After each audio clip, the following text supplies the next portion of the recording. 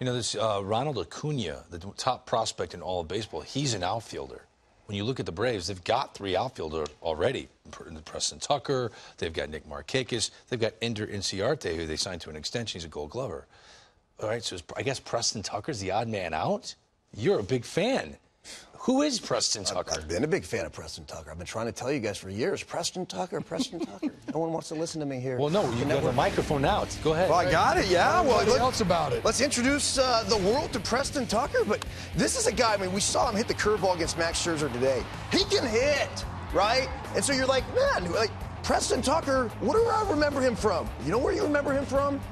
Let me tell you, Greg Amsinger, because you're a big SEC fan. The University of Florida all-time hits leader. How about that? Wow. Did that in a dead bat era, too. But he came up with the Astros. That's right. This is the same dude.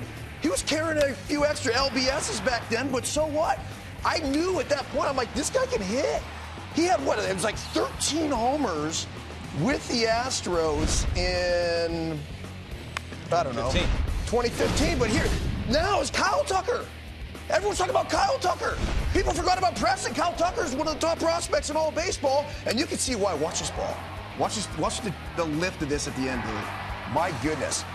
I can't wait to watch this kid play. See, right, we're already talking about Kyle Tucker again, but we need to be talking about Preston Tucker. Why? Because he's in the big leagues doing it right now. It's not what he's going to do in the future. It's what he's doing now. This is his opportunity. This is his moment to go ahead and seize, and he is doing it. He's been absolutely crushing it up in there, the chop house.